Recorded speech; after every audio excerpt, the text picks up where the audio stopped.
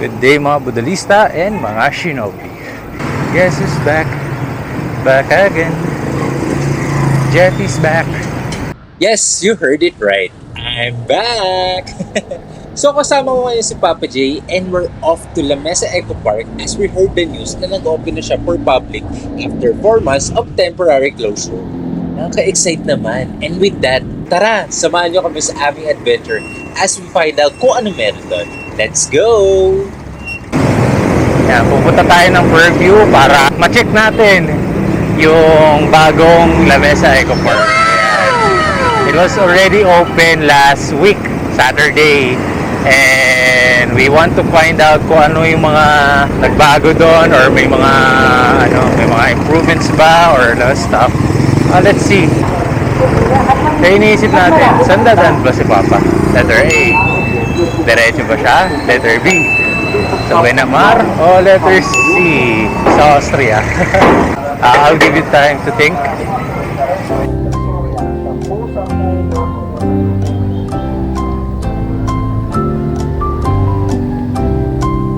Tama. Letter B. Kapag si Papa J dadaan sa sa diretso. Pubera. Instead of taking Quirino Highway, dumiretso na lang kami pa Santa Monica. Saan tayo? Okay! Okay! Pero pagdating sa ahon, baka mag-iisip tayo. Oh, no!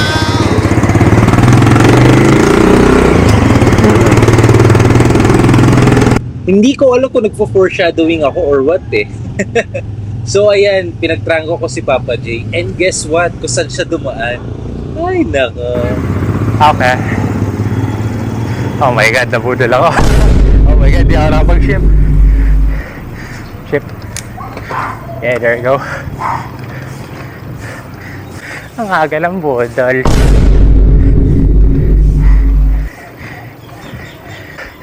Oh God.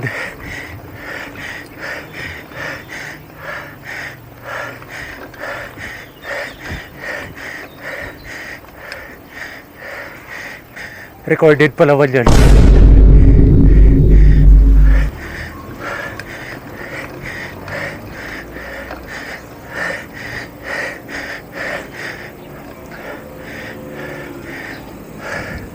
Oh God. Maagang budol. Putik.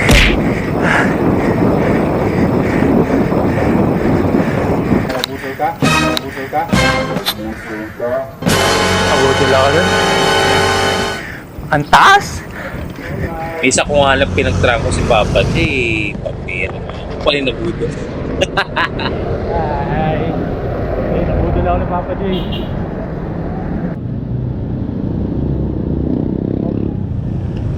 May sumabay si Kuya.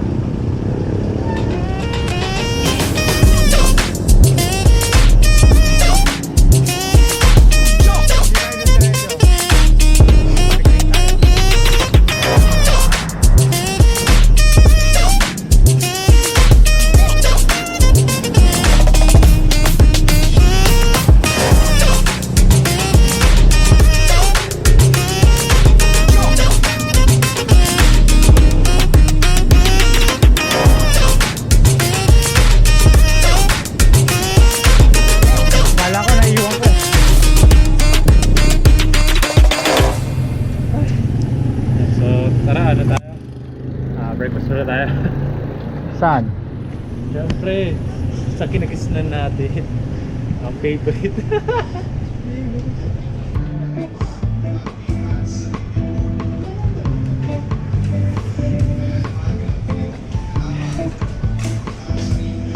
Good morning po, welcome back. Welcome back. Ano po ba dish namin, sir? Ham and cheese, bacon, cheesy mushroom, and double one. Ang bilis.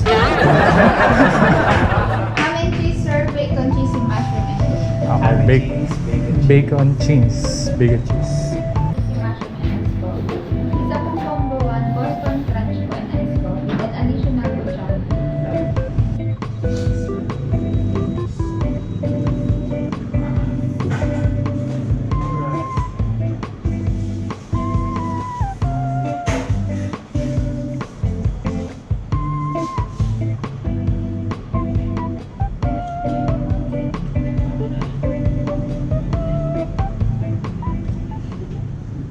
after namin kumain, or rather, after namin mag-breakfast sa Dunkin', eto, diretso na kami ng Eco Park. Bali from Dahlia, dumaan kami ng Omega Avenue, going Regalado Avenue, then Regalado Avenue, nag-shortcut kami papunta. Then labas nun is Commonwealth. At least, nakaiwas kami sa traffic and much closer na kami sa Eco Park. So ito naman yung pinaka masarap na daan. Hindi ka hassle dun sa mga sasakyan dun sa budol to. Pero yun sa may hindi ka hassle sa mga sasakyan dun sa Sabi ko nga sa'yo, Kuis Jeff, kapag kasama mo ko, hindi mo ko mape-predict kung anong gagawin ko. Kagaya kita mo, umikot ka pa. Ako, sinampa ko na eh.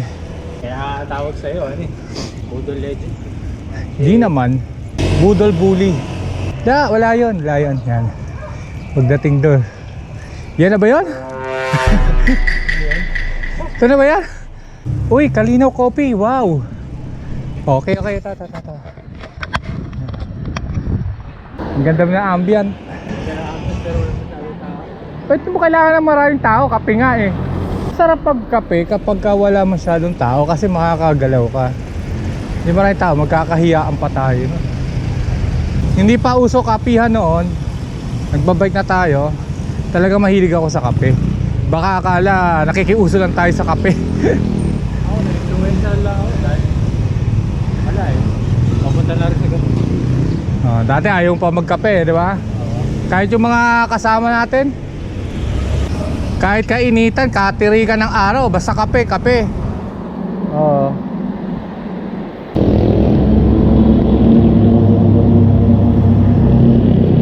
So, susunod kami sa rules. Dahil wala nang tawiran dito, anong gagawin natin? Gagamit. Dito ba yon? Yan na yun. Okay. Pupunta lang tayo ng Eco Park eh. So dati tinatawid namin yan. Yan. Wala pa yung yung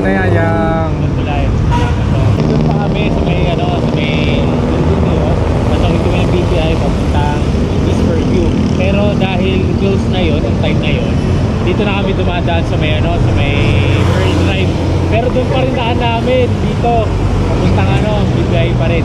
Ngayon, dito na kami mismo tatawid sa may Pearl Drive. Good thing talaga na may footbridge na dito.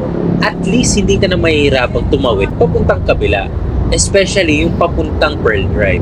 Kasi dati talaga, nung time na wala pang footbridge, dumadaan kami sa nakikipagpatintero kami sa Commonwealth kahit na may pedestrian lane. Ayan. So, napaka-convenient sa akin. Dahil lang papunta ay natin. So, from Pearl Drive, ayan, diretso na lang yung daan hanggang sa makita nitong East Fairview Park, wherein papasukin kayo going Eco Park na. Then, sundan nila yung mga signs hanggang sa dalhin kayo dun sa mismong lamesa.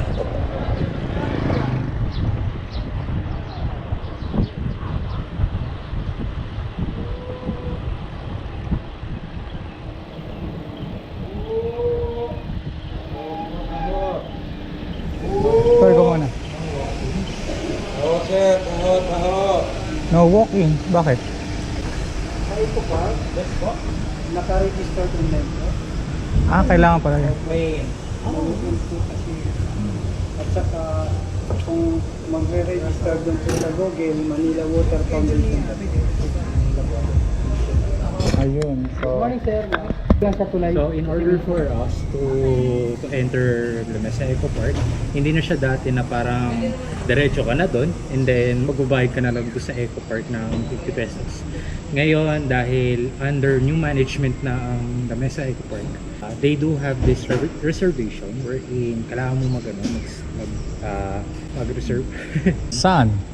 ManilaWaterFoundation.com. Sinasabi ni Kuya. So magre-reserve tayo today, hoping na sana okay, kasi meron daw ata silang maximum visitors na pwede magano dito. May Kasi capacity sila. nililimitahan na nila, unlike talaga dati na talagang dumog kung dumog ganun. So may mga dito makikita nyo may mga naka-reserve dito ganyan. Pipili lang kayo kung anong oras ganyan. Bale, 9 o'clock kami since 8:30 na. So, once na nalagay mo na yung details, pipili ka ngayon. So, meron tayong entrance fee, meron tayong paintball, wall climbing, archery, and I don't know. Yan, may kubo rin. Basta stops, yung ganyan. Yan, so, once na nakapag-submit ka na, hintayin mo na lang yung time, or rather, i-approach mo lang yung guard na nakapag-reserve ka na. Ganun. So ayan, as you can see, you need to reserve your slots para makapunta dito. Ayan. And then here, as you can see, yung entrance fee niya for sa mga nakatira sa Quezon City is free, while yung non-QC is you need to pay 20 pesos. Kung dati 50, ngayon is 20. Much better, diba? Papakita ko lang sa kanila itong reservation, then off to go na. Papakita ko lang po ba? Yes po. Papakita nyo lang po yung Sabihin yung mga yung pamilya na yon, bawat isa talaga no, individual talaga yun. Kung yung madami. mga bata po below 10, hindi na po kailangan mag-register. Yun, maliwanag ha.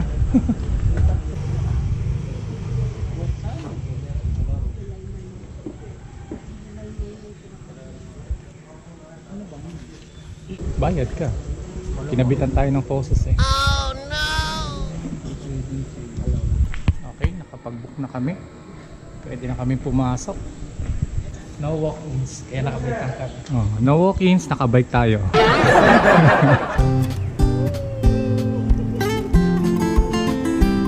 So hindi crowded. So mas okay sa akin yun. May nakita ata silang dinosaur doon. Dinosaur, mga ano, maakyat. Oo. Wow. O di. Hybrid ah. So ewan ko kung ano nakikita nila dyan. May nakikita sila hindi ko nakikita. Ito po yung budol. Medyo paakyat to.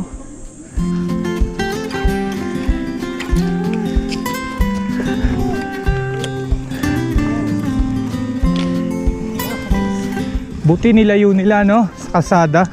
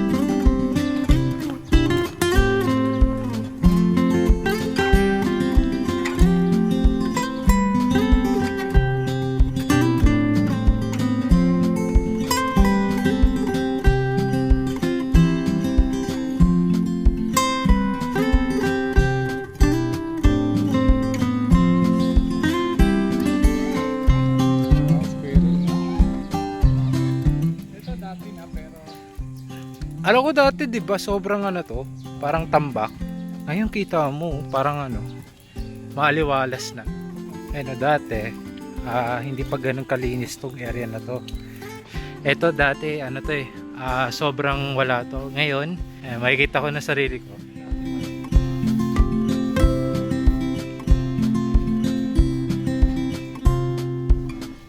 Dati, na pagkaalala ko, itong area na to, puro ano to, puro sanga, puro puno, puro yung mga nagbagsakang sanga, so ngayon, nilinis na nila at parang ginawa na nilang alfresco dining, parang something like that, ganyan.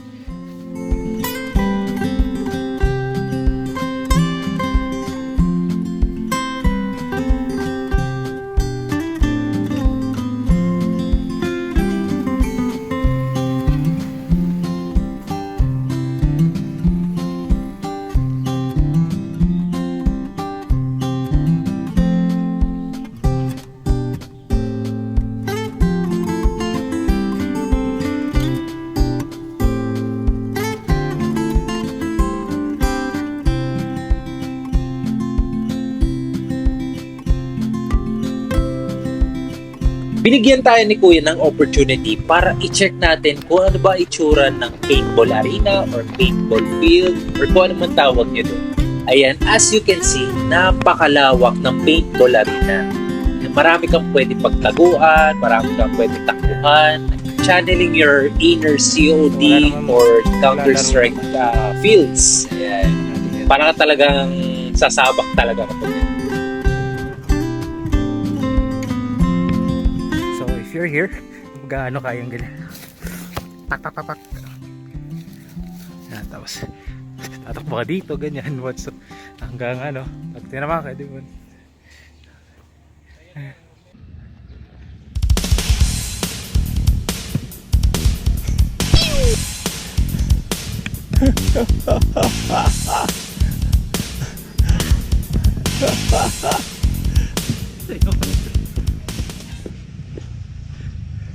Okay na. Thank you. Thank you. Ganda. Pinayagan kami ni Kuya. Si Kuya, ano pangalan mo Kuya? Yolo po. Oh, Piolo. Ayan, si Papa P. Si Papa P. Ayan, pinayagan tayong pumasok dun sa... Kumbaga binigyan tayo ng insight kung ano tsura ng ano. Kung saka like, magkano kayo ng paintball. So yeah. Okay, thank you. Thank you. After namin sa Global Guts, dito na kami sa part kung saan meron ditong alfresco dining. Grabe, napakalaki na ng transformation dito. Unlike talaga nung dati, way back dun sa vlog number 5 ko. If you haven't watched yet, go check lang doon sa box. Grabe na linis dito, ano? Yung huling punta natin, talagang damo yun. Hindi makikita. Oo, tamo hanggang dun, no? Oo.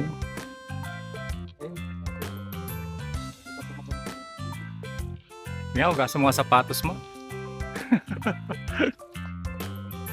Oh, dati walang cottage dyan. Saka umaagos pa yung tubig dun. Ngayon wala na. Dati wala itong ano. Meron din dito. Wala yung dati. Oo nga, ano. So may kainan na dyan.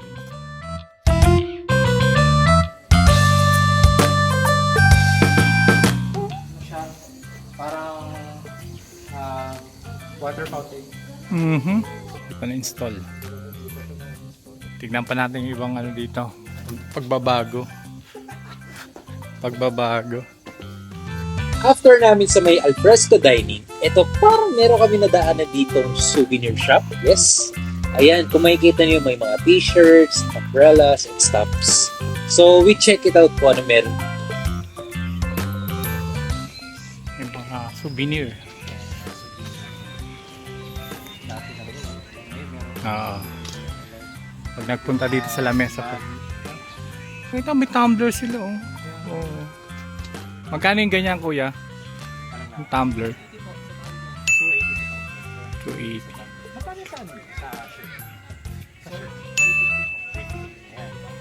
shirt nila, if you want to avail, po yan, 50 lang shirt. Magkano? 250? 350? Dinig ko 250 eh. Oh, yan. Oh. Hindi siya dry fit. Soft tech siya. Okay lang. Pwede yan. Pwede yan sa nagbabike. Okay yan. So gusto nyo magkape, may kapihan din dito. Oo. Pag nagpunta kayo rito, pag napagod, may bawi. Yan nandito dati yung ano yung sign ng lamesa, which is nandun na. Dito, no? Dito yan sa harap. Pagsawaan, Pangasiwaan. Ayan. Pagsawaan. Opening soon, Lamesa Eco Park Museum. Ayan. Ganda na, dati walang harang yan eh. Oo. Tapos nilagyan na nila ng ganito. Oo nga, ganda nga eh. So meron ditong anaconda. Ingat kayo, hindi kayong lalapit masyado.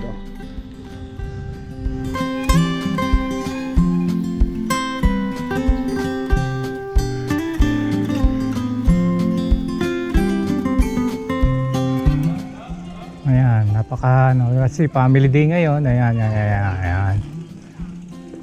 Bagong espalto. Wow. So ayan, no? Ang ganda ng tumungo rito. Napaka ano ng nature. So yung swimming pool hindi pa rin na gagawa. Hindi pa rin malinis. Yun na lang, swimming pool, yun. Hindi pa rin malinis. Yun na lang siguro. Hindi pa nalilinis ang swimming pool. Then sinarado nila to. So hindi tayo makakapasok. Sinarado na eh. Siguro under renovation to. Kaya sinarado. So wala. Hanggang dito lang muna tayo. Okay. Under renovation siguro to. I see. Yun lang. So sa part na to pala guys, sarado to. Yung papuntang dam, papuntang amphitheater, and yung mga pasyalan ba dyan. So let's see what will happen after that. So for now, dito lang muna tayo. Kumbaga makikita nyo may mga nag-aano.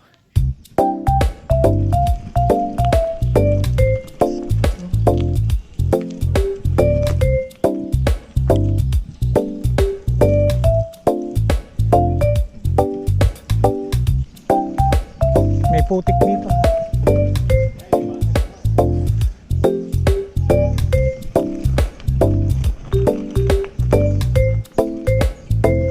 So pwede kayo mag-picnic dito. Ayan, kagaya niyan. Pwede kayo mag-picnic. Then, pwede rin naman mag-bike. I-bike nyo lang to. Kayang-kayang i-bike to. So ayan. Ito yung playground. So kanina doon kami lumabas. So ito pala yun. Okay.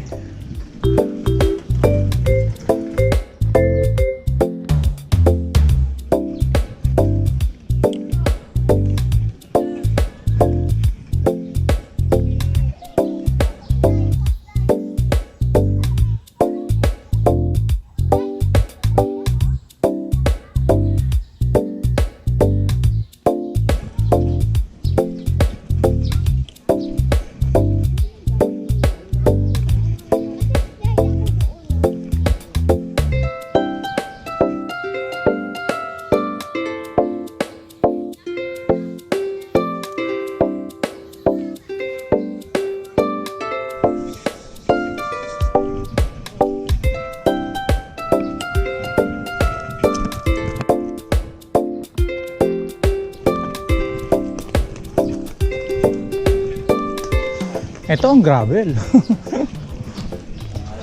Yan talaga ang gravel. Yun. Okay, go.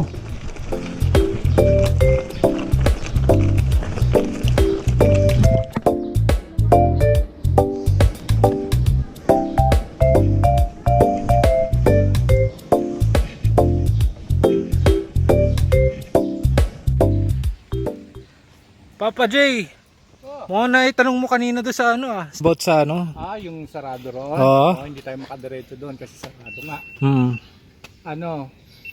Natanong ko dun sa yung mga personnel dito na tinanong ko kung bakit sarado.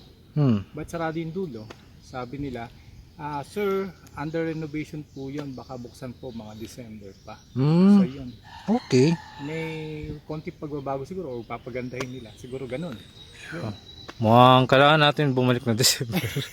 Medyo matagal-tagal pa. Pero gusto ko maganda-ganda naman kasi putik doon. Oo. Diba? Totoo. Pero yun nandito, nakita ko yung daan dito. Yan. Dati lubak-lubak yan. Ngayon, spaltado na. So maganda na siya. At saka ito, bato-bato to, talagang gravel to. Kita mo ngayon, sementado na. Ito, open space to. Yan. Pero ngayon, kita mo, nilagyan na nila ng mga tarp. Yan, ang gaganda. Napakaganda sa mata. Yun yung pagbabago dito. Nice. Okay tayo? Ano naman? Go tayo. Tara.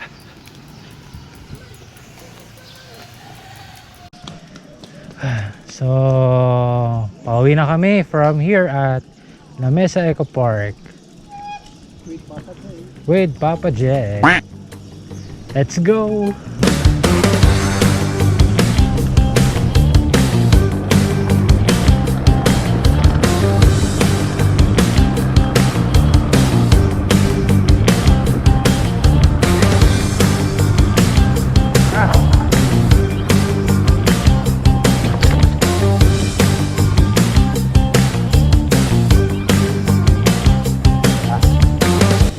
Yan yung kanina eh.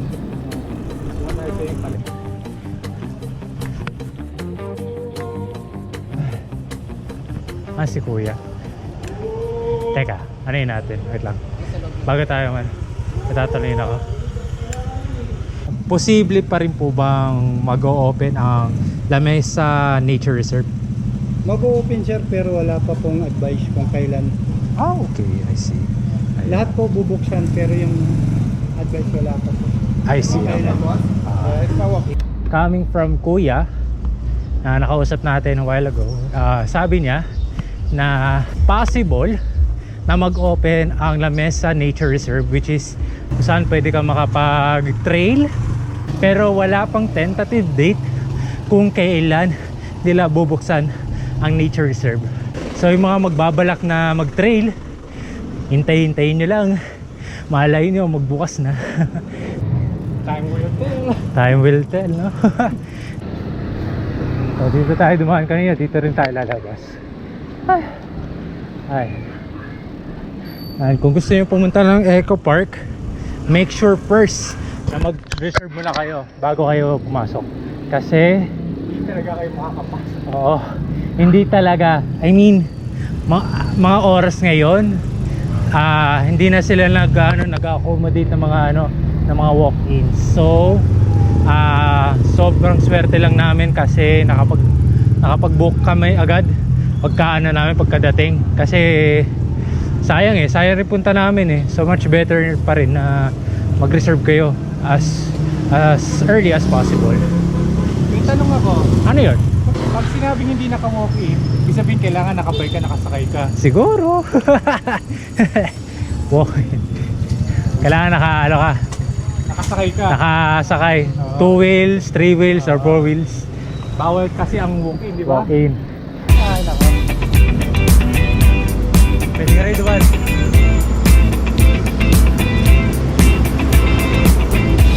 Time check is around 10:24 in the morning. Medyo mainit na. Di tulad kahapon, goods yung palahon. Ay, nako. Grabe.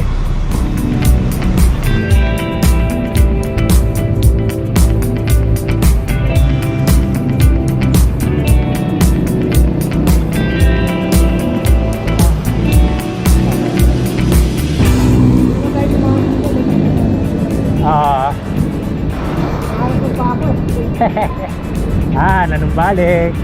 Naalipian ako.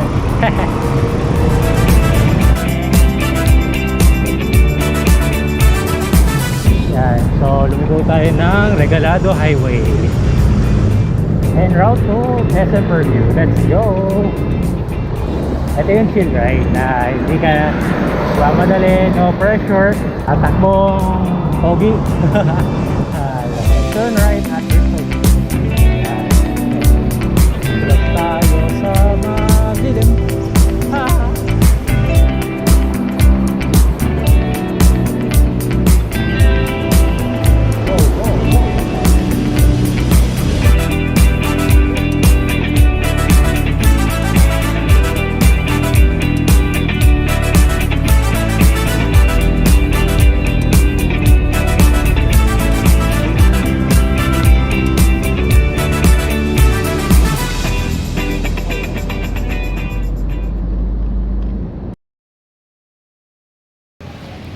Hi guys, nandito tayo ngayon sa SM Fairview after few minutes na bumabadyak sa Regalado Highway. Ay, grabe. So, nandito yung bikes namin. Alam niyo kung bakit nandito kami? Ewan ko kay Papa J. Bigla nag-crave sa French Baker.